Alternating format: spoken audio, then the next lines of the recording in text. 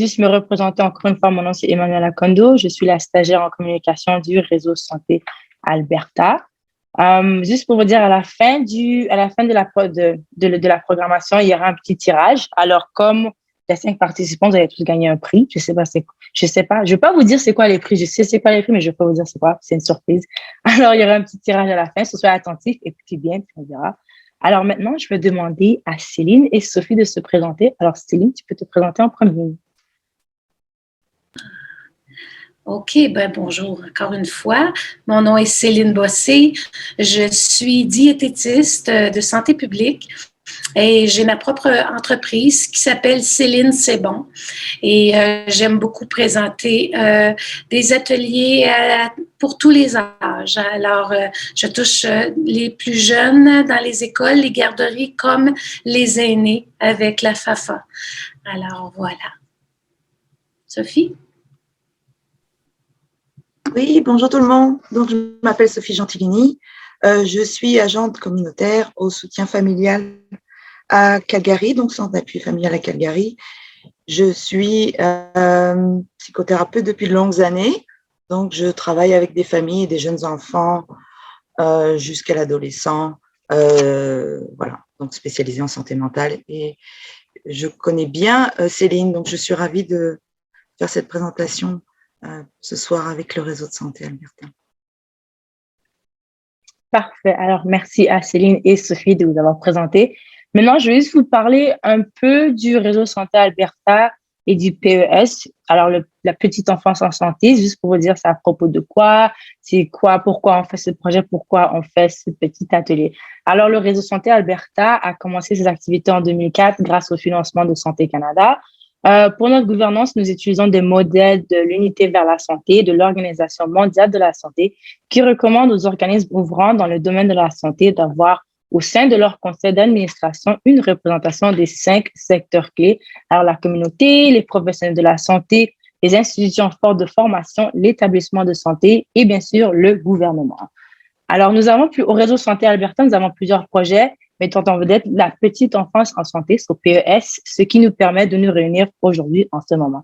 Alors, l'objectif du PES sont de définir et de planifier des interventions globales adaptées sur le plan culturel, linguistique et des programmes de promotion pour la santé pour améliorer la santé et le développement des enfants de 0 à 6 ans et leurs familles. Le deuxième objectif du PES est d'améliorer l'accès des programmes de promotion de la santé de la petite enfance afin de réduire l'iniquité en matière de santé de la petite enfance de ces collectivités. Alors, plus de match, si on juste un petit résumé de la petite enfance en santé. Alors, la petite enfance en santé est vraiment là pour vraiment soutenir les familles des enfants de 0 à 6 ans. Et c'est pour ça, aujourd'hui, on parle de l'alimentation avec les tout petits, avec Céline et Sophie. Alors, mesdames, à vous de commencer. Parfait. Alors, permettez-moi de partager l'écran. On va se faire un petit diaporama et puis on va pouvoir suivre au fur et à mesure. Je vous invite à inscrire si vous avez des questions qui vous viennent en tête pendant la présentation. Vous pouvez l'inscrire sur le chat. On va le voir au fur et à mesure, mais on va se garder aussi une période à la fin si on n'a pas eu le temps de répondre à toutes les questions.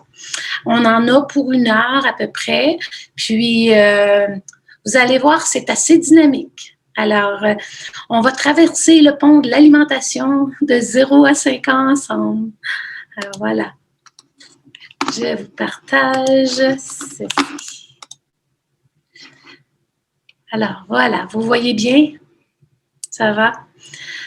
Alors, on va parler aujourd'hui avec simplicité et plaisir parce que c'est 2 ingrédients qui sont essentiels quand on veut arriver à développer des bons mangeurs. Nos enfants, que ce soit nos enfants, que ce soit des jeunes à la garderie qu'on garde ou qu'on s'occupe ou tout ça, c'est toutes des notions qui peuvent servir à tout le monde. Alors, avant tout, j'aimerais vous expliquer, ou du moins, qu'est-ce qu'un bon mangeur? Ça se décrit comme un enfant qui n'est pas difficile à l'heure des repas et qui aime essayer de découvrir des nouveaux aliments. Pardon. Statistiquement parlant, environ 25 à 35 des tout-petits et des enfants d'âge préscolaire sont décrits par leurs parents comme des enfants qui ne mangent pas beaucoup ou qui mangent avec... Ce sont des mangeurs difficiles. Alors, c'est pas nouveau, on en a vu, on en verra encore, mais je crois que la science développe aussi des techniques. Maintenant, les diététistes sont outillés, ce sont des professionnels de la santé qui s'occupent, qui se spécialisent en alimentation et ils peuvent vous aider à éviter de nuire au lieu de nuire au développement du jeune enfant en lui voulant que du bien. Alors, voyons ensemble les différentes règles. Ici, vous savez, la nature est formidable. En travaillant en symbiose avec la nature, le corps humain est très bien outillé pour effectuer les transformations nécessaires au maintien de la vie. Il faut lui faire confiance. Il faut même mettre tout en œuvre pour préparer une grossesse idéale, commençant par ça, quand on veut avoir un enfant. Il faut aussi aujourd'hui parler comment on prépare la grossesse ou comment on prépare le chemin pour valoriser un terrain fertile. Alors, il faut savoir aussi que la plupart des mangeurs difficiles ils naissent pas comme ça, hein? Ils sont pas difficiles en naissant. C'est les efforts parentaux qui incitent les petits mangeurs à manger davantage peuvent avoir l'effet opposé. Des fois, c'est ça. On veut bien faire, mais ça peut avoir des effets qui sont plus négatifs que positifs. Alors, les personnes qui s'occupent de l'enfant peuvent exercer des pressions qui, pour l'enfant, peuvent pour qu'il mange, mais sans tenir compte de la diminution physiologique de l'appétit et ce qui peut produire, entre autres, entre 1 et 5 ans, l'appétit de l'enfant varie énormément et si le parent se fie sur sa propre appétit pour dire qu'il doit manger, ça peut être une erreur de la part du parent. Alors, pour éviter que cela se produise, voyons ensemble les quelques consignes qui doivent être respectées. Alors, un petit peu un tour d'horizon, le sujet qu'on va toucher. Alors, tous les sujets, on va parler de la préparation à la grossesse, de l'importance de l'acide folique et de la vitamine D, des sources alimentaires de B9, hein, l'acide folique, c'est la B9, et les valeurs nutritives, reconnaître sur l'étiquette alimentaire comment on la retrouve, l'alimentation pendant la grossesse pour préparer aussi un accouchement serein et on va parler de santé mentale avec Sophie en cours de route, l'alimentation de l'enfant de 0 à 6 mois, qu'est-ce qu'il y a de particulier de cette période-là et comment aussi on peut travailler avec les allergies alimentaires pour tranquillement préparer le terrain pour éviter qu'il se développe en cours de vie. La diversification alimentaire menée par l'enfant, on va parler de ça, c'est la DME, c'est aussi l'alimentation volontaire de l'enfant. Alors, comment on va introduire l'alimentation solide à partir en moyenne de 6 à 9 mois? Les trois styles éducatifs parentaux, on va parler de ça, et l'ambiance positive à table. Comment avoir des petits trucs, des solutions pour les parents pour que les enfants soient entourés de plaisir à la table, éviter les stress inutiles et quelques recommandations. Alors voilà à l'ordre du jour d'aujourd'hui. Alors, pour la préparation à la grossesse, j'inviterai Sophie, si tu veux, prendre la parole à ce niveau-ci. Oui, merci Céline. Oui, on souhaitait commencer par le commencement, donc par le départ et puis des choses à avoir un petit peu à l'esprit quand on veut avoir un enfant et donc tout ce qui est important d'avoir en tête dès le départ, dès la grossesse. Donc, on conseille bien sûr d'établir dès le départ de saines habitudes alimentaires et surtout de les maintenir donc, durant la grossesse avec le nourrisson et puis après avec l'enfant qui grandit. Bien sûr, veiller au respect des règles de salubrité alimentaire. On voulait faire un petit rappel que, certes, il y a la canicule en ce moment, mais de tout temps, il faut veiller à bien conserver la fraîcheur des aliments, bien conserver les aliments qu'on utilise et veiller au mode de cuisson qui soit toujours optimum pour garder la fraîcheur et les vitamines de ce que l'on consomme. Ça me paraît très, très important. Un petit focus aussi sur les aliments, la consommation des aliments transformés, voire ultra transformés qu'on peut trouver dans le commerce. Donc, quand on parle d'aliments transformés, on parle des accès un petit peu de sodium, bien sûr des sucres et de tous les grasses saturées, la graisse saturée et la graisse hydrogénée. Ce sont autant de mal qu'on peut se faire. Donc, autant savoir les reconnaître, les identifier et faire ses courses en santé. Bien sûr, le plus optimum, ce serait de toujours acheter des aliments frais et de cuisiner avec les aliments frais, les fruits, les légumes, les choses qui sont le moins transformées possible. Ça permet d'éviter beaucoup de désagréments. Pendant la grossesse, on veut aussi faire un rappel sur l'importance des suppléments multivitaminés qui contiennent de l'acide folique. Ça, toutes les femmes enceintes sont au courant. Et aussi les suppléments en fer. C'est tout à fait essentiel. Je voudrais aussi, en introduction, briser un petit peu le tabou qu'on dit alimentation et grossesse, manger 2 fois plus. On est 2, on est potentiellement 2, des fois 3, et donc je vais manger 2 fois plus. Et on souhaitait vous dire ce soir que manger un petit peu plus que la normale est tout à fait suffisant pour toute femme enceinte. Voilà, donc on va continuer un petit peu après avec l'alimentation durant la grossesse. Oui. Durant la grossesse, on vous a mis un beau tableau qui peut se retrouver facilement sur le site du guide alimentaire canadien avec les belles mesures que Céline a fait, les équivalents nutritifs. Mais là encore, pour piocher là où c'est intéressant pendant la grossesse pour son alimentation, ce serait d'aller chercher toujours les bons gras que l'on trouve, les bons gras dans les noix, toutes les graines, les poissons gras, l'huile végétale. C'est aussi là où on va aller piocher de la bonne vitamine C qui est vraiment essentielle au métabolisme aussi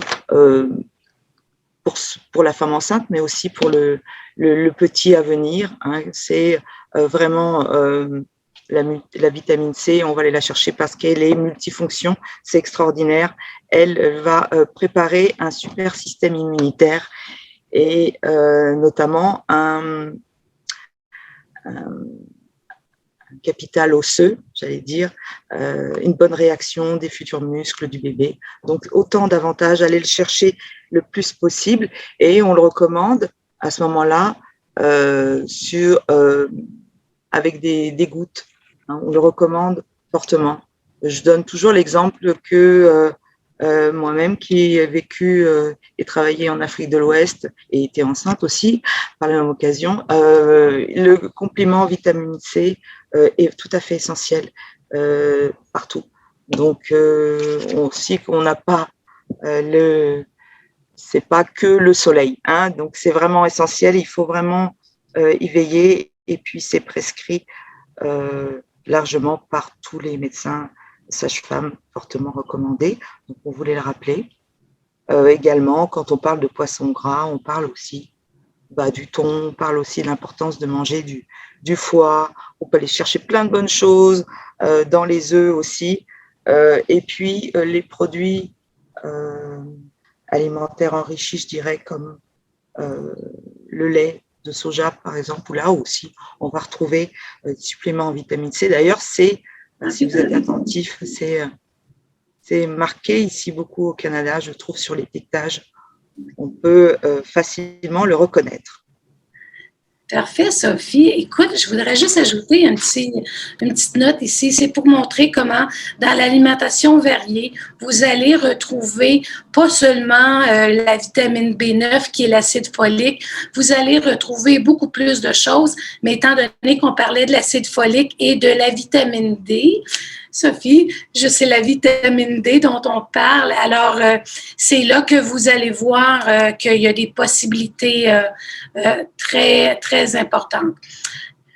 Alors, écoutez, l'acide folique, c'est pour préparer le tube neuronal et la partie du bébé qui va se développer en tout premier lieu. Ça va se passer dans le premier mois de grossesse, dans les 2e mois de grossesse. Donc, il faut préparer pendant la grossesse, préparer le terrain avant la grossesse et pendant la grossesse avec notre acide folique, justement pour avoir des réserves et assurer le développement de l'enfant. Alors, c'est important, voilà. Ça va aider à éviter les anomalies qui peuvent toucher le développement de la colonne vertébrale, du cerveau, du crâne et causer des grossesses qui peuvent être avortées avant le temps, des handicaps permanents chez l'enfant. Alors, le principal à retenir, c'est d'utiliser une multivitamine qui contient de l'acide folique, du fer, incluant la vitamine D. Alors, voilà, c'est ce qu'il faut retenir ici. Avec la prochaine étape, moi, je voulais vous parler en particulier de la levure alimentaire qui est très riche en vitamine B, toutes les vitamines B qu'on retrouve, entre autres la vitamine B9 qu'on voit ici dans le bas du tableau. On voit que la portion qui est mentionnée en haut, on ne voit pas très bien là, mais c'est 3 cuillères à soupe à table, si on veut. Et puis, on va aller chercher en B9 190% de notre besoin quotidien. Alors, avec une seule cuillère à soupe saupoudrée sur une soupe, sur un yogourt ou encore sur ton mets principal, c'est très bien.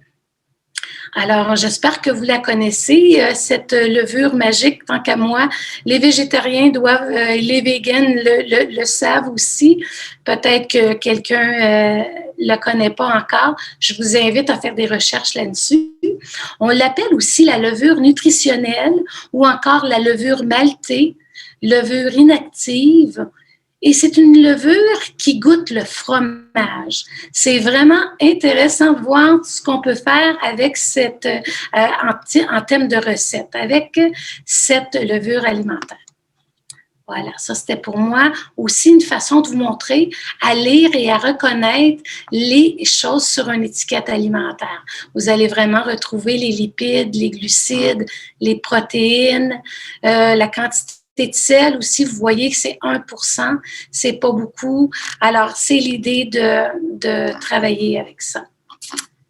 À la prochaine. Alors, voilà, le supplément de vitamine D dont Sophie vous parlait, et aussi que pour les bébés, c'est très, très important de l'offrir sous forme de gouttes.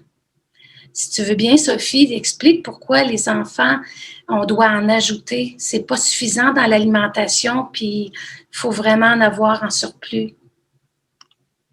Oui, on l'a dit, il me semble, précédemment, que c'est vraiment quelque chose qui est fondamental pour prévenir tout un tas de carences que tu as un petit peu détaillé.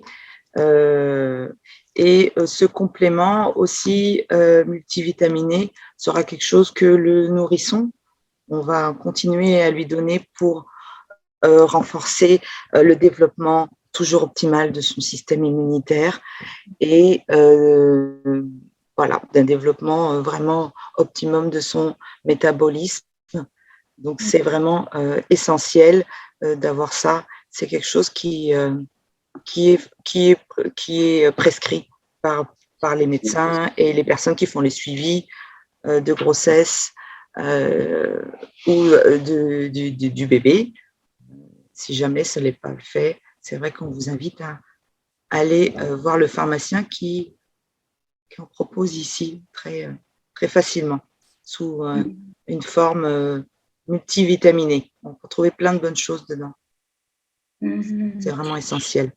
Absolument. Puis la vitamine D, hein, c'est l'exposition au soleil, c'est les rayons solaires qui nous donnent avec la peau, en contact avec la peau, développe la vitamine D. Mais au Canada, on est à une altitude qui est pas très favorable pour les quantités qu'on a besoin. Et l'enfant, le jeune enfant, ben on l'expose pas complètement au soleil de peur qu'il y ait des coups de soleil ou on met de la crème solaire. Donc, ça diminue sa capacité de développer sa vitamine D. Alors, c'est pour ça qu'on ajoute en plus dans leur alimentation et que c'est très important de le retrouver. Et pour la forme plus facile, c'est vraiment sous forme liquide. Alors, voilà. Maintenant, l'alimentation pendant la grossesse. Ça se rejoint, hein, Sophie? C'est la même chose. Oui, alors, là, c'est comme un petit résumé de ce qu'on vous a présenté jusqu'à présent pour pouvoir après aller de l'avant. Mais donc, le supplément vitaminé, acide folique et fer, la sélection des aliments contenant les bons gras qu'on retrouve dans l'alimentation, on doit aller un petit peu piocher, manger un petit peu plus que d'ordinaire pour la femme enceinte chaque jour, mais pas forcément pour 2 personnes non plus. Et puis, une invitation aussi à ce moment aussi où c'est de la grossesse, c'est peut-être le moment aussi de prendre conscience des bonnes habitudes alimentaires, c'est-à-dire quand on aime bien manger, à quel moment de la journée, combien de fois, ou avec un accent plus là, c'est-à-dire le lieu où on aime bien manger, ça a son importance, comment manger, et puis la bonne compagnie, les personnes avec qui on aime partager les repas, ça a toute son importance d'y penser à cette période. Et puis avec le jeune enfant, ça prendra tout son sens aussi quand la famille va s'agrandir éventuellement. Donc, et puis la consommation d'aliments riches en fer, la source de vitamine C. On a rajouté des jus de tomate ou de citron et pourquoi pas avec une salade d'épinards. Des petites associations qui peuvent booster ces apports nutritionnels qui sont essentiels. Oui. Oui. Et je voudrais juste mentionner aussi que le fer végétal, c'est un fer qui est moins bien facilement absorbable par l'organisme. Alors, avec l'addition de la vitamine C dans le jus de tomate ou dans les épinards, ben, c'est plus facile à ce moment-là à digérer. C'est dans ce sens-là que Sophie disait que ça va être plus efficacement utilisé. Alors, voilà. Maintenant, pour l'accouchement, oui, vas-y Sophie. Alors, en cette période de pandémie, c'est vrai que l'anxiété, le taux d'anxiété peut être d'autant plus important, en particulier pour tout ce qui est présence de la famille, moins de personnes à la maison. C'est vrai qu'au centre d'appui familial, on rencontre beaucoup de gens qui sont heureux qu'on puisse se retrouver dans des parcs, des rencontres en personne, là, depuis très peu de temps. Parce que ça manque beaucoup. Ça manque beaucoup aussi aux parents, mais ça manque aussi beaucoup aux bébés, aux jeunes enfants. Donc, il y a aussi une anxiété qui a augmenté par rapport à ça, aux circonstances aussi des accouchements, puisque c'est très limité au niveau des contacts. Je voulais dire quelques mots en amont, bien sûr, sur la prévention en dépression postpartum. Déjà, ça découle de tous les grands bouleversements qui arrivent dans ce quotidien. Et on constate aussi que c'est une dépression postpartum, c'est chez la femme principalement, mais c'est aussi chez l'homme. Donc, en psychologie, on veut toujours faire attention aux 2 parents. l'arrivée du bébé, c'est un moment heureux, bien sûr, mais c'est surtout beaucoup de changements émotionnels, physiques aussi, une privation accrue la plupart du temps du sommeil. Donc, c'est des grands changements sur lesquels il mérite de s'arrêter, de prendre le temps de discuter, d'échanger avec les personnes qui font du bien. On doit aussi faire la place dans son couple quand on a un enfant. Donc, si on fait tous du mieux qu'on peut, s'il n'y a aucune personne de parfait, j'aime beaucoup cette expression. Il y a même un programme qui s'appelle comme ça. Il n'y a personne de parfait, mais on peut faire des petites choses qui peuvent être aidantes au niveau du soutien, comme appeler des gens qui nous font du bien, sélectionner, appeler forcément les gens de ce répertoire, mais sélectionner les appels qui vont faire du bien et qui vont nourrir le fait qu'on puisse parler de soi, de ce qui se passe, sans être jugé peut-être ou trop conseillé ou trop malmené dans ce qu'on vit. Je vois aussi que nous, on propose du soutien parce qu'on fait des visites à domicile, en virtuel, mais là, ça commence à changer, avec les mamans, les jeunes mamans. Et c'est aussi un lieu où on peut faire des petites consultations, on va dire, un petit peu du bien-être et des choses qui vont moins bien parfois en tant que parent, mais aussi avec son enfant. Voilà. Et puis nous aussi, on propose tout un tas de références. Si les choses sont un peu trop difficiles, on a bien sûr des programmes parentaux, des ressources et des choses qui peuvent apparaître comme des guides ou des petites béquilles, on va dire, pour traverser parfois ces moments qui sont difficiles, même magnifiques, merveilleux, mais qui comportent leur lot de difficultés. Voilà. Bien sûr, on a mis en dernier ici sur notre tableau la consommation de substances, parce que c'est pour faire un rappel que si on veut parler de bien-être, d'accouchement, de santé mentale, on veut toujours que ça soit garanti par un bon fonctionnement optimal de ce qu'on consomme et les substances, l'alcool, ce genre de choses peut aussi interférer. Donc, il n'est jamais aussi trop tard pour dire de se faire aider. Si c'est ce que vous vivez vous-même ou d'autres gens de votre entourage, toujours possible de conseiller, d'appuyer les gens dans leur démarche et dans leur envie de vivre peut-être leur grossesse et puis leur vie parentale de façon optimale. Bravo, bravo. Voilà, maintenant, au cœur du sujet, entrons maintenant. L'alimentation de 0 à 6 mois. Alors, les bénéfices puis les commodités de l'allaitement maternel, c'est indéniable. Hein? Je pense que ceux qui peuvent le faire, qui désirent le faire, je les invite vraiment, c'est très important. Pour ceux qui voudraient une alternative, il y a toujours les préparations en poudre pour nourrissons qui existent. Il y a des formules tout à fait sécuritaires et tout ça, on ajoute l'eau et de façon très stérilisée, on s'assure que l'eau soit bouillie et que soit refroidie pour être certain d'avoir une stérilité. Ou encore, pour être plus sûr, il y a des préparations liquides qui sont versées directement dans le biberon. Et puis là, on n'a pas de manipulation au niveau des quantités ou encore de l'hygiène des instruments qu'on utilise. Une chose qui est très importante, que je trouve, d'éviter les micro-ondes pour réchauffer.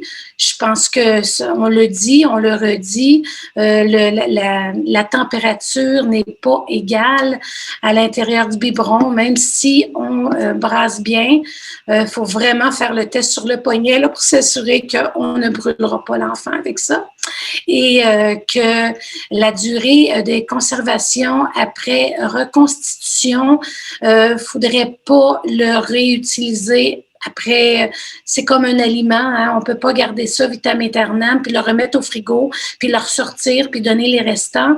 Je pense que c'est pas sécuritaire, puis le système immunitaire de l'enfant est pas construit complètement encore. Alors, il faut être vraiment prudent avec ça. Maintenant, comment savoir si notre bébé est prêt, là, après que, quand il est rendu à 4, 5, 6 mois, il y a toutes sortes d'indices. Les indices qui sont ici mentionnés, le lait maternel ou la préparation pour nourrisson ne suffit plus. On voit que l'enfant, là, il a faim, il a plus faim encore. Dès qu'il se tient assis aussi sans aide, ça vous donne vraiment un indice que peut-être qu'on est prêt à aller plus loin avec d'intégrer d'autres aliments en plus du lait. Et lorsqu'il est capable de porter des aliments à sa bouche par lui-même, ben là, vraiment, on a des bons signaux comme de quoi il serait prêt. Et il est aussi capable de repousser des objets dont il ne veut plus. Alors, ça vous donne vraiment l'indice motricité, capacité de vous dire non ou encore de décider par lui-même lorsqu'il n'en veut plus ou quoi que ce soit. Il soutient, il contrôle aussi sa tête pour dire oui ou non. Hein? Alors ça, c'est un signe qu'il va pouvoir aussi être prêt dans sa constitution à commencer à manger. Et ça démontre, s'il démontre aussi l'intérêt lorsque vous cuisinez autour, les odeurs et les stimulations, vous allez l'observer vraiment heureux de vouloir tenter de goûter aussi en famille autour de la table. Alors, je ne sais pas, Sophie, est-ce que tu as autre chose à rajouter? Comment... Non, j'avais juste l'image du petit sur sa chaise haute qui s'agite quand on prépare, quand la maman prépare les repas ou les parents préparent. Donc, ce sont des indices, mais on va le voir, je crois, un peu plus loin. L'alimentation solide, non, ce sera un petit peu plus loin. C'est le premier pas, on va dire. Peut-être d'autres choses à vérifier avant. Peut-être aussi le fait de pas... tu sais, à 6 mois, on va commencer l'alimentation complémentaire. On le dit bien complémentaire parce qu'on n'arrête pas de nourrir avec le lait ou le sein ou les préparations. On ajoute les aliments tranquillement et l'enfant va juger des quantités. On peut offrir, dès qu'on sent que l'enfant, on observe que l'enfant est prêt, entre 4 mois, à partir de 4 mois, son système serait probablement adéquat là, pour commencer. Et comme le rythme de croissance varie d'un enfant à l'autre, ben, c'est l'observation qui va pouvoir vous permettre de juger. Alors, et une chose que je veux vous mentionner concernant les allergies alimentaires, on a vraiment des études démontrent qu'entre 4 et 6 mois, on peut avoir un effet vraiment favorable sur d'éviter que des allergies s'installent. Et vous savez que la Société canadienne de pédiatrie a publié en 2019 là, des recommandations qui sont révisées par rapport à la façon de procéder. Les nouveaux conseils recommandent d'offrir des aliments contenant des allergènes communs, comme on pense aux arachides, aux allergies aux œufs, ou encore toutes les autres allergènes qu'on connaît. Alors, le nourrisson, à ce moment-là, dans la fenêtre de 4 à 6 mois, a une capacité de reconnaître et de tout de suite installer des marqueurs qui vont les protéger l'enfant dans son développement sur des allergies à développer dans le futur. Alors, ça, c'est vraiment remarquable. Puis, si on prend les anciennes consignes qui disaient d'éviter de mettre en contact les aliments allergènes avec l'enfant, on faisait fausse route malheureusement. Alors, vous pouvez aller voir sur le site Allergie alimentaire Santé Canada ou, excusez, il y a un petit lien ici là, que vous pouvez visiter. On pourra vous donner plus de détails si vous en avez besoin. Alors voilà, moi j'aimerais vous montrer un petit vidéo pour montrer comment c'est intéressant. C'est un petit vidéo de 2-3 minutes. Alors je vous laisse observer, on en parle plus tard.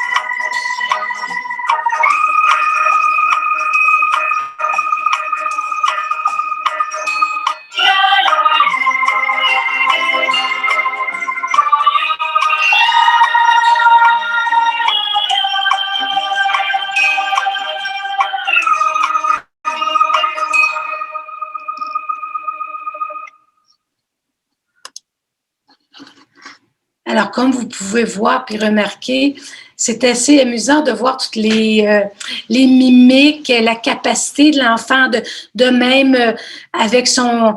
Il se lève le cœur lui-même, il a tous les réflexes nécessaires pour éviter l'étouffement.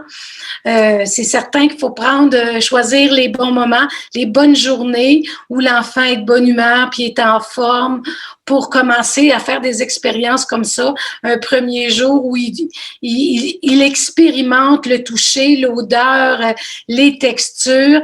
C'est fort probable qu'il ne le mette même pas à la bouche de façon naturelle chez l'enfant. Ce n'est pas un premier réflexe de tout de suite vouloir goûter. Il y a plein de choses à vouloir expérimenter avant. Donc, la façon de faire, d'amener une cuillère à la bouche de l'enfant pour commencer à nourrir l'enfant, c'est peut-être un petit peu trop vite. Alors, donnez-lui la chance d'analyser, de goûter, de toucher. Et c'est fabuleux tout ce qu'il peut apprendre là-dedans. Alors, ce qui est important aussi de connaître, quel aliment on devrait offrir en premier, bien, c'est recommandé d'introduire des aliments qui ont beaucoup, qui ont changé avec les années, là, vraiment. On va commencer, il n'y a pas vraiment d'ordre précis. On va quand même, on pensait avant à des céréales enrichies en fer. Oui, c'est important absolument de commencer avec ça, mais vous pouvez commencer avec les fruits, les légumes légumes. Avant, les notions étaient, on ne commence pas trop vite avec les fruits, il n'aimera pas les légumes et tout ça. Ne vous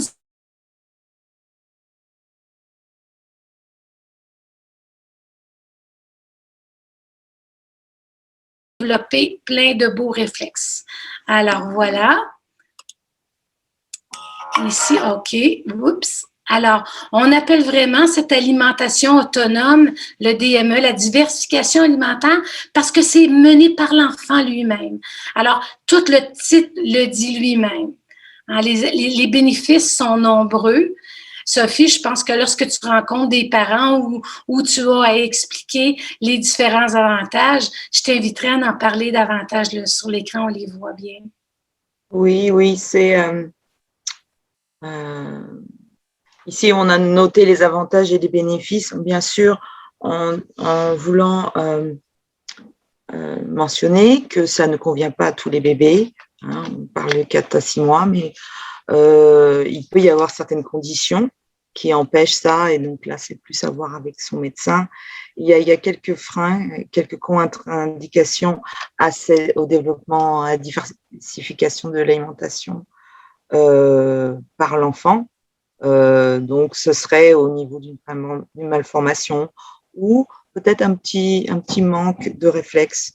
Donc, ce ne serait pas opportun d'appuyer la démarche. Donc, quand on a certains doutes, on n'est pas sûr, toujours se renseigner auprès des gens qui peuvent nous apporter du support là-dessus, et puis aussi auprès de son médecin, bien évidemment. Mais tout un tas d'avantages qu'on peut noter pour l'ensemble de la famille, c'est de voir le bébé devenir plus autonome, bien sûr, le laisser découvrir comme on a vu grâce à cette petite vidéo qui montre une formidable expérience pas à pas, hein, parce que là c'était une petite vidéo sur une journée, une première journée de découverte de la texture, de la couleur, de la saveur, et de la forme, hein, l'occurrence de cette banane pour ce petit. Et puis, ce qui est très enthousiasmant pour le bébé, c'est qu'il il mange comme les autres membres de la famille. Hein, donc, qu'il participe bien sûr au repas, et puis sur sa petite chaise, son petit endroit où il prend part au repas, et c'est une belle occasion d'ailleurs, les enfants sont souvent attirés parce que les parents mangent et ont envie de goûter. Et certaines mamans me disaient lors de notre dernier atelier bébé que son enfant, lui, il avait commencé par goûter un avocat, quelques mois, un petit morceau d'avocat, puisque c'est ce jour-là, que c'était une bonne journée, comme le mentionnait Céline, une bonne journée pour le faire, et il n'y avait pas de mal de dents, vous voyez, une bonne journée, hein, et ça avait été l'avocat parce que eux mangent beaucoup d'avocats à la maison. Et voilà, petit à petit, elle après a pu introduire d'autres choses, mais c'est parce que l'enfant a été très attiré, donc il devient autonome.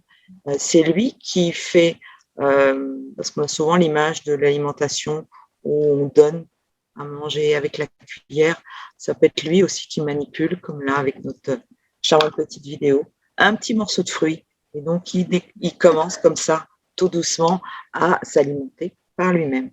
Bien sûr, il développe encore plus avec l'arrivée de l'introduction des solides dans son alimentation.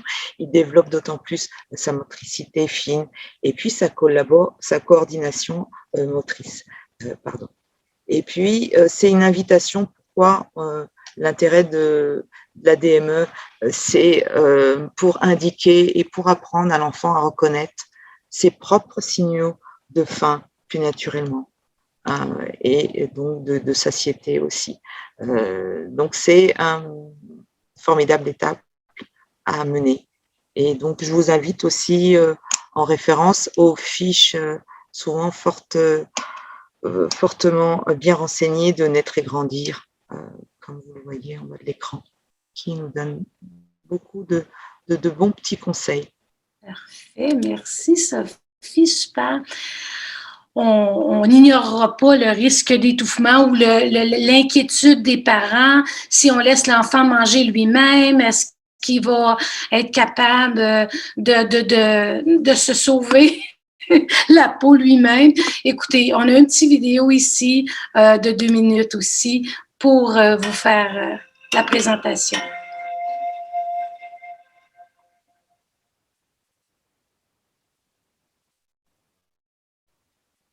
Dans cette vidéo, vous allez apprendre les gestes qui sauvent lorsqu'un nourrisson de moins d'1 an s'étouffe. 3 situations sont possibles. Cas numéro 1. Le nourrisson respire encore. Surveillez-le et ne faites rien d'autre, car le mécanisme naturel d'évacuation est plus efficace que les gestes de secours.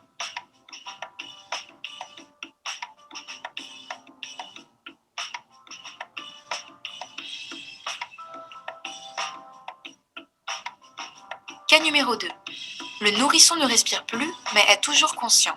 Réalisez 5 tapes dans le dos. Maintenez sa tête avec les doigts de part et d'autre de sa bouche, sans appuyer sur sa gorge. Couchez-le sur votre avant-bras, tête plus basse que le thorax. Donnez les 5 tapes entre les 2 omoplates avec le plat de votre main.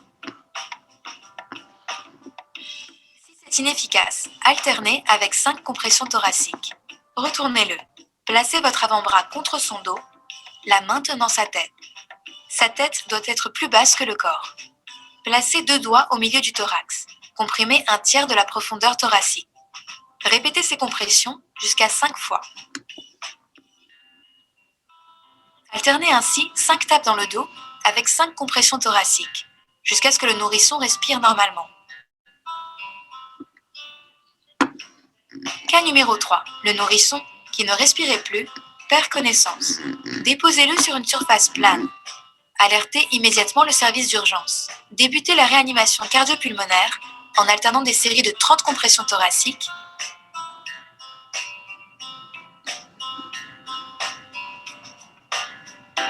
avec 2 insufflations si vous savez le faire. Sinon, effectuez uniquement des compressions thoraciques au rythme de 2 par seconde. Continuez jusqu'à l'arrivée des secours tant que la victime n'a pas repris une respiration normale.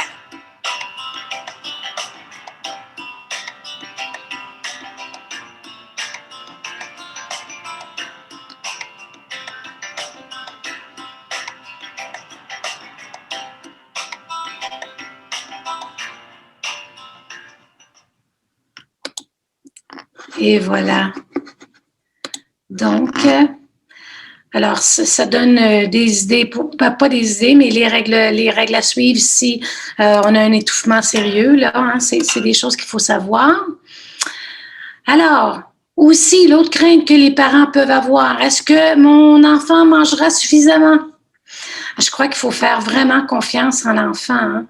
Le bébé, il va s'habituer, il répond à ses besoins. Le bébé pourrait avoir d'importants manques alimentaires, le faire, par exemple, si aucun autre aliment ne lui est offert entre 7 à 9 mois, mais c'est à vous de choisir les bons aliments et c'est à l'enfant à décider la quantité qu'il peut consommer. Alors ça, c'est vraiment important et soyez toujours vigilants qu'on ne cesse pas le lait maternel ou les préparations, on ajoute, c'est complémentaire et avec ça, l'enfant devrait manquer de rien. Voilà. Maintenant, on va entrer dans la notion des responsabilités ou des attitudes. Sophie est spécialiste là-dedans, je vous la laisse. Voilà. Oui, on avait une petite vidéo, peut-être je ne sais pas si on va la passer au niveau du partage des responsabilités. C'est pour dire que les responsabilités sont… Ah, moi, Sophie, je l'avais démarré. Non, c'est pas grave du tout. C'est une vidéo qui nous rappelle les responsabilités qui incombent aux parents concernant l'alimentation. Et donc, on verra qu'il y en a quand même une aussi pour l'enfant. Et puis après, je vous parlerai plus des styles éducatifs. Ça me fait très plaisir d'aborder ça. Pour appuyer la structure sécurisante qu'on continue à donner aux enfants à travers l'alimentation et en ayant son propre style éducatif. Mais donc, on va peut-être regarder du point de vue du partage des responsabilités, c'est-à-dire donc le où, le quoi et le comment de l'alimentation. Parfait. Ça ne fait pas des repas très agréables, n'est-ce pas?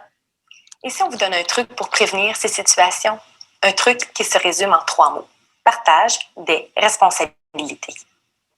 C'est simple. Il y a une liste de responsabilités qui entoure un repas et la plupart vous reviennent à vous en tant qu'adulte.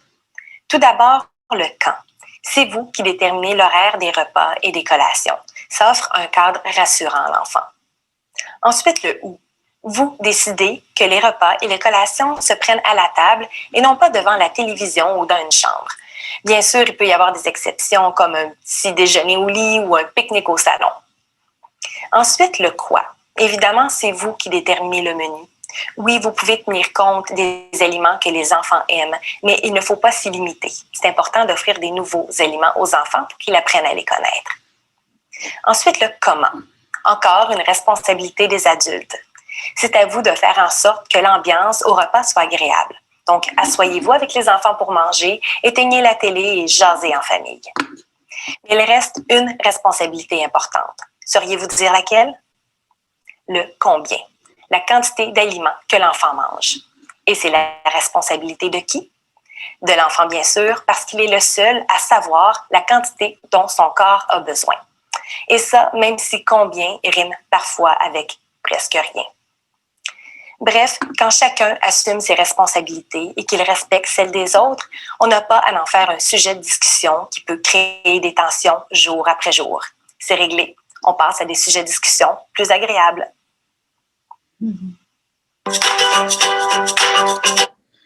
Et voilà, et voilà.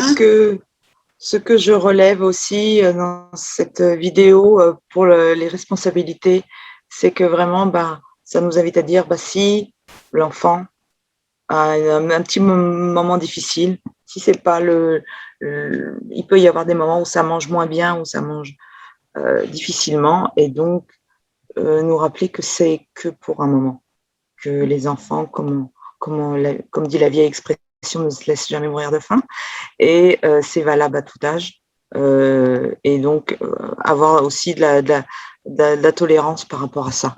Et puis, ça enlève pas mal au rôle parental d'avoir un petit peu de compassion envers soi-même et ne pas en culpabilisant sur quelque chose que vous n'auriez pas bien fait ou mal fait ou ceci ou cela. Et que c'est juste un petit moment désagréable à passer et c'est bien partie de la vie de parents. Maintenant, les styles éducatifs, les styles qu'on adopte en tant que parents définissent l'approche, la relation qu'on va avoir envers les enfants, et notamment dans le cadre des repas. Puis à long terme, n'oublions pas que ces styles éducatifs vont se refléter dans le comportement que l'enfant aura donc plus tard dans sa vie adulte. Je voulais vous parler de 3 styles éducatifs, sachant que les 3 sont mêlés. Il n'y a pas de parent idéal. Parfois, on peut être un peu plus autoritaire, un peu plus permissif. Et c'est comme dit la dame dans la vidéo, il peut y avoir des petites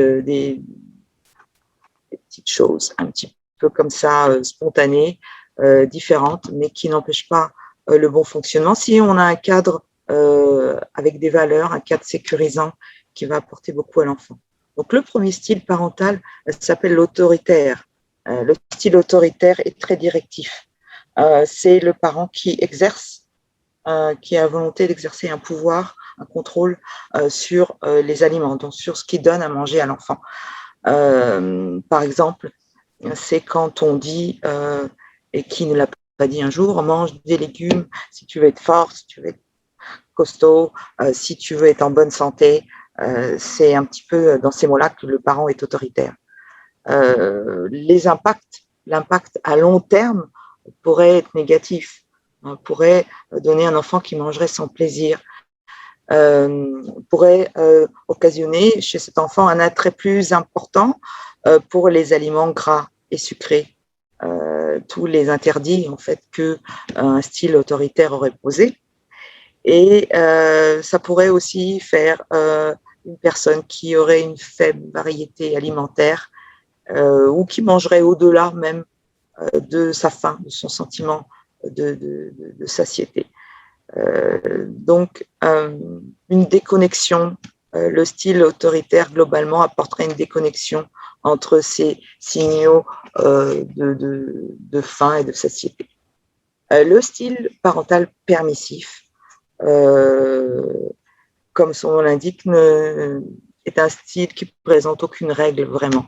L'enfant mange ce qu'il veut quand il veut. L'enjeu principal, c'est d'éviter les conflits. Donc, on ne veut pas de conflits, donc tout est possible. Malheureusement, ça peut avoir un impact sur une alimentation qui serait alors peu variée et donc déséquilibrée, avec généralement peu de fruits et légumes et peut-être beaucoup plus d'aliments gras et sucrés encore. Donc, c'est aussi un style parental qui peut procurer un sentiment d'insécurité de l'enfant face aux nouveaux aliments. Chaque fois qu'on va lui présenter un aliment nouveau, ben, ça va être difficile et ça peut nous exposer à de nombreux conflits et oppositions. Voilà. Et donc, c'est aussi ce style permissif, ça empêche de reconnaître aussi vraiment le sentiment de faim et de satiété. Le dernier style, c'est le modèle positif, c'est le style démocratique.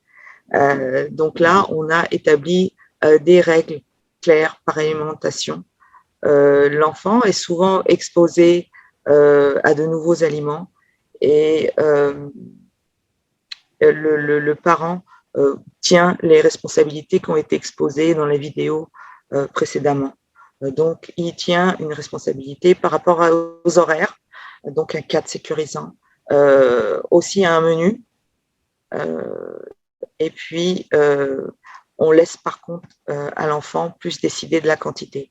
Donc, c'est l'image du repas familial où il y a un plat, et puis on se sert, et puis on voit. L'enfant, cette expérience, il prend 1-2 cuillères. Et si il préfère en mettre un peu plus ou un peu moins, etc. Donc, il y a vraiment un partage des responsabilités. Et c'est un style, on a dit positif, mais qui favorise grandement l'autonomie de l'enfant et vraiment une connaissance accrue sur le long terme de sa faim, sentiment de faim et de satiété. Et quelqu'un qui sera toujours ouvert à découvrir de nouveaux aliments. Parce que, comme vous savez, il y a dans le développement de l'enfant, des fois, on ne veut plus telle chose, mais après, ça revient. Donc, une ouverture d'esprit et un équilibre au niveau des habitudes alimentaires qui paraît tout à fait intéressant de relever. De plus, dans la vidéo, on parle de l'ambiance à la fin, l'ambiance positive à table. Et donc ça, il me semble que c'est valable dès le départ. Hein. Dès le départ, l'enfant, quel que soit son âge, prend part au moment de repas. Et c'est une façon de lui inculquer tant de choses, dont les bonnes manières, comme nous l'avons écrit ici, et un rapport positif avec l'alimentation, de bonnes relations familiales, comme la personne disait, autant lever le plus possible les conflits, et en particulier sur l'alimentation, afin de profiter d'un temps de qualité, d'un temps de partage au moment des repas. C'est aussi un moment, une bonne ambiance à table facilite les encouragements et les félicitations qu'on peut adresser à l'enfant. Ça enseigne les bons signaux pour reconnaître sa faim et satiété, et son sentiment de satiété, on l'a déjà dit.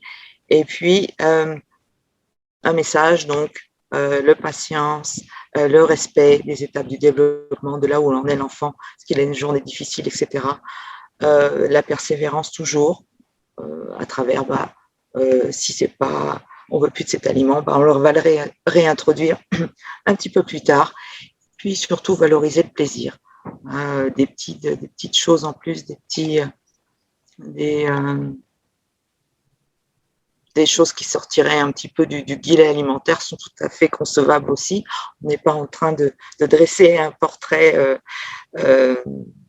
d'un portrait un petit peu autoritaire, on va dire, là-dessus, sur l'alimentation. Et Céline, qui est bien spécialiste en diététiste, je suis sûre de ne me contredira pas, mais c'est un petit peu ça, un message vraiment de respect de tout ce qui se passe, de tous les enjeux autour de l'alimentation, pour que ça soit le plus facile et le plus harmonieux possible pour la famille. Parfait. Mais on sait très bien que ça ne se passe pas toujours comme ça. Quand on sait qu'il y a des enfants qui peuvent refuser de manger, qu'est-ce qu'on doit faire? On va écouter encore un petit vidéo. Ça ne sera pas trop long. Voilà.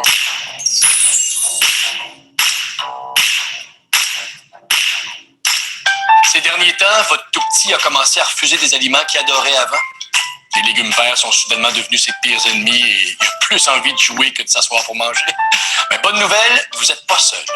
Tous les parents font face un jour ou l'autre à des comportements alimentaires qu'ils ne savent pas comment gérer. C'est une étape tout à fait normale dans le développement de chaque enfant. Et ça arrive souvent lorsque l'enfant ressent un grand besoin de s'affirmer et de faire ses propres choix. Une période qu'on connaît comme la fameuse phase du non. En tant que parent, on veut le meilleur pour la santé de notre enfant. On est alors souvent porté à employer différentes stratégies pour faire manger nos petits amours. Par contre, il faut garder en tête que l'enfant est le mieux placé pour connaître la quantité d'aliments dont son corps a besoin. Il est donc important d'être à l'écoute des signaux de faim qu'il nous envoie, sans lui mettre de pression. Moi, je me souviens d'une gardienne qui me disait toujours « Finis tes légumes si tu veux avoir ton dessert ». Et moi, parce que je voulais absolument avoir mon dessert, je mangeais bien plus qu'à ma faim. Et aujourd'hui, pour ne pas mélanger les signaux de faim de mes enfants, je respecte leur rythme et j'essaie de ne pas utiliser les aliments pour négocier. Les enfants voient souvent le dessert comme la grande vedette. Pourtant, il fait partie du repas, comme les autres aliments. Le dessert contribue lui aussi à combler les besoins de l'enfant, car il est généralement nutritif, comme un yogourt, un fruit, un muffin maison. Si un enfant n'a pas fini son assiette, mais qu'il dit avoir encore faim, on peut lui servir sa portion de dessert. Si après ça, il a toujours faim, on lui redonne son assiette non terminée. C'est surprenant, mais de cette façon, il apprendra qu'il ne peut pas manger que du dessert. Qu'est-ce qu'on fait si notre enfant mange peu ou refuse de manger ce qui est servi? On sert le même repas à tout le monde. Et puis, sans le forcer, on suggère à l'enfant de goûter ce qu'il y a dans son assiette. Pour conserver une ambiance de repas agréable, on peut aussi lui parler de sujets qui l'intéressent. Par exemple, des moments drôles de la journée. Ça lui changera les idées et qui sait, il aura peut-être envie de goûter. En employant tous ces trucs, on aide nos enfants à développer des habitudes alimentaires qui seront bonnes pour eux, comme pour tout le monde autour de la table.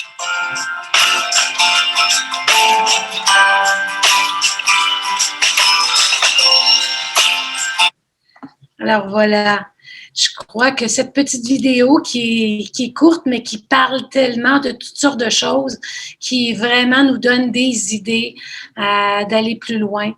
Alors, voyons maintenant aussi, pour le milieu de garde, j'avais une autre petite vidéo. Oups, pardon.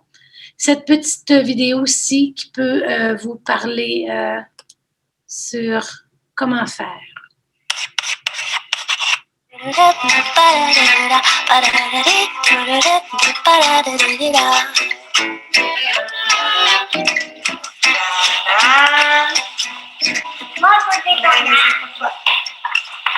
C'est l'heure du goûter pour le groupe de Sylvie. Aujourd'hui, le petit Georges a très faim. Il redemande des bananes plus d'une fois à son éducatrice. Un jeune enfant comme Georges est-il en mesure de choisir lui-même les portions de ses repas et collations?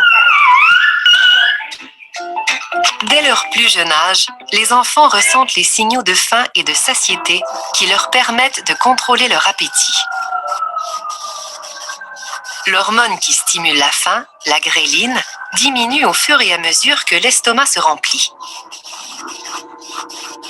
C'est alors que l'hormone de satiété, la leptine, envoie des signaux au cerveau afin d'indiquer que ses besoins sont comblés. Qu'est-ce que tu veux manger?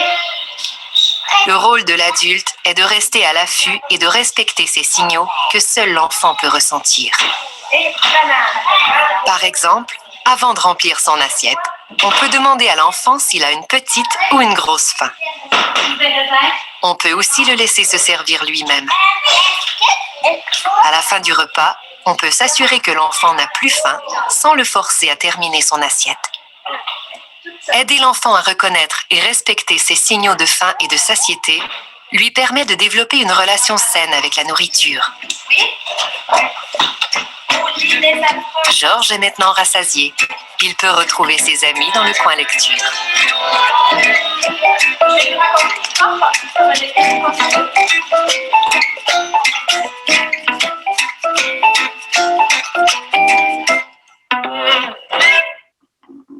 Et voilà.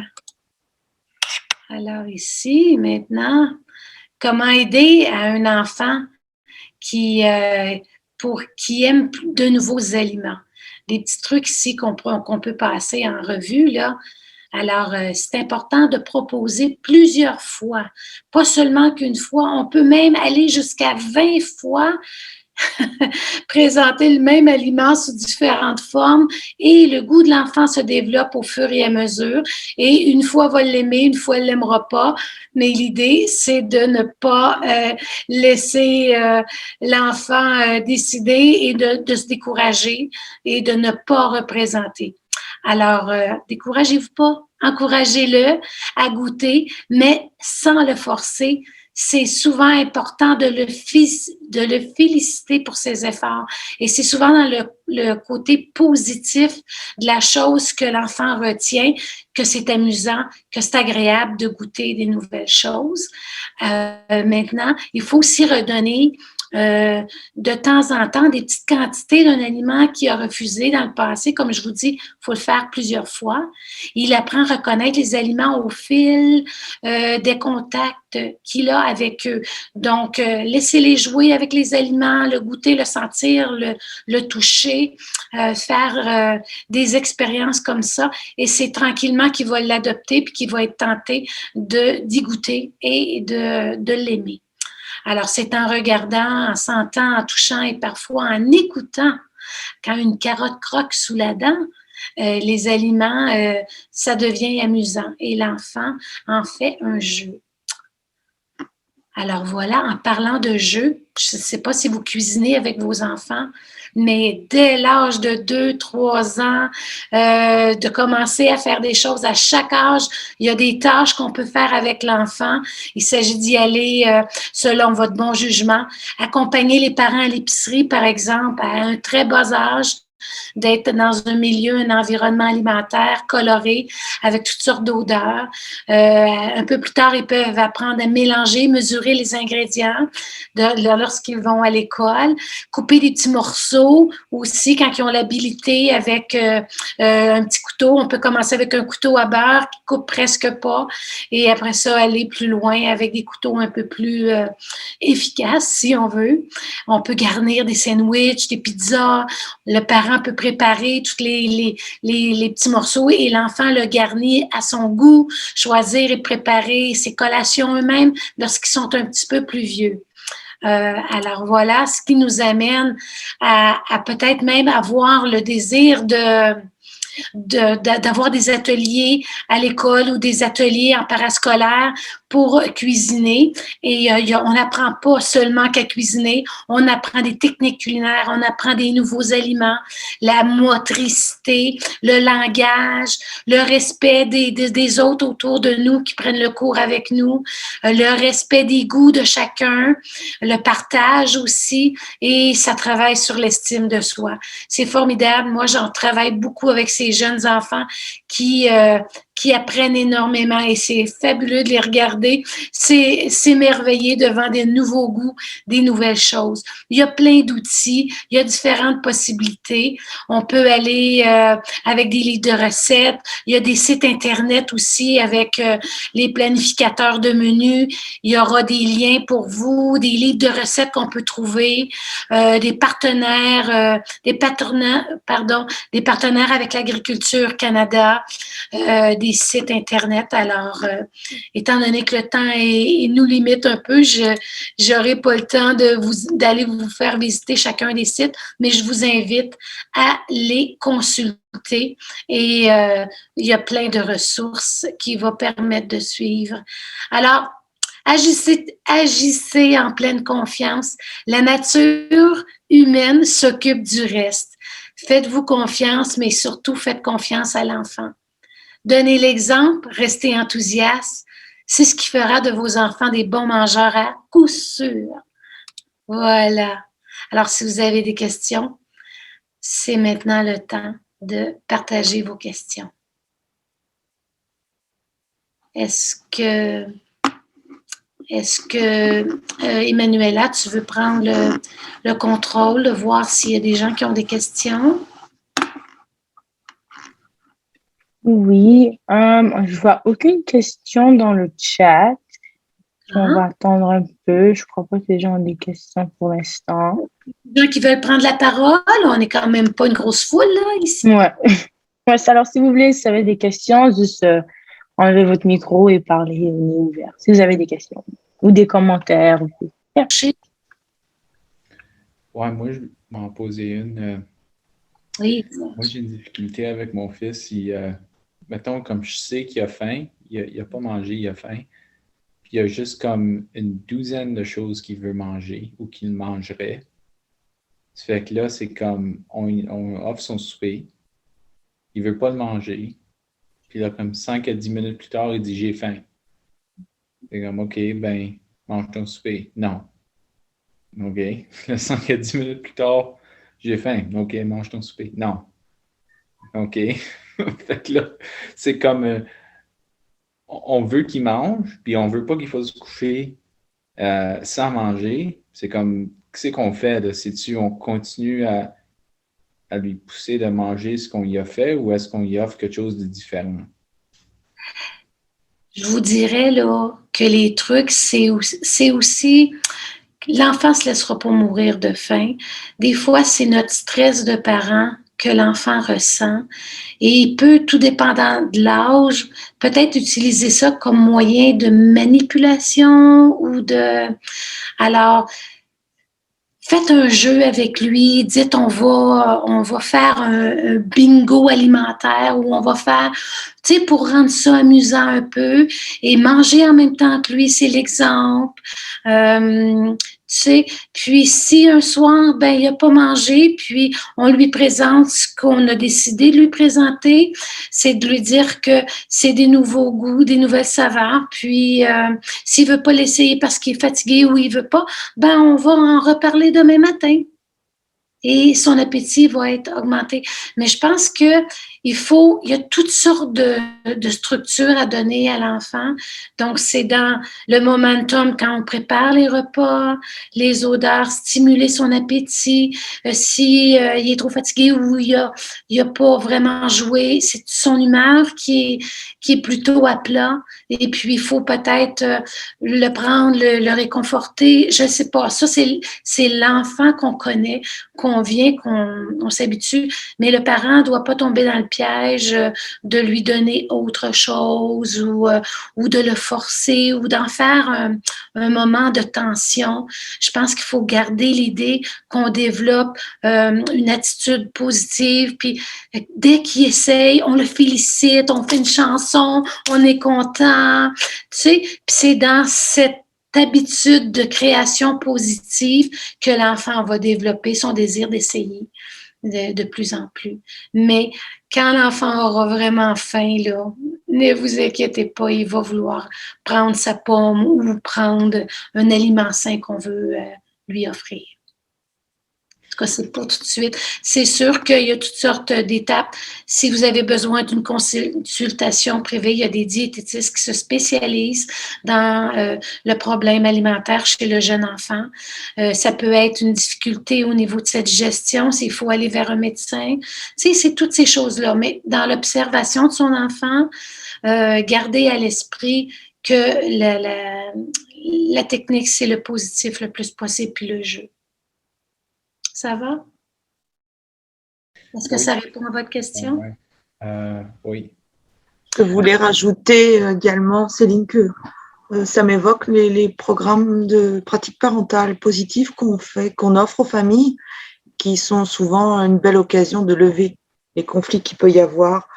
Souvent, on traite de sujets comme la routine du dodo, les problèmes pour manger. Ce sont des petits conflits que ces programmes-là par chance, ils sont gratuits en Alberta.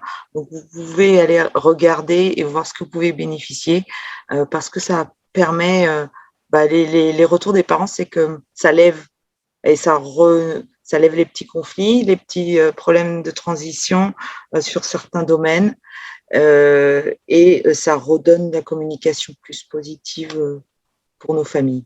Donc, voilà, c'était juste pour mentionner ça. OK, merci. Une autre chose qui m'a été dit avant est que, OK, ben, si l'enfant, mettons, il ne veut pas manger son souper, il ne veut pas manger quoi que ce soit, toujours avoir des fruits ou des légumes offerts, comme, mettons, sur la table ou quoi que ce soit. Les choses qu'il aime, mettons qu'il y a 6 ou 7 fruits ou légumes qu'il aime, c'est comme toujours là.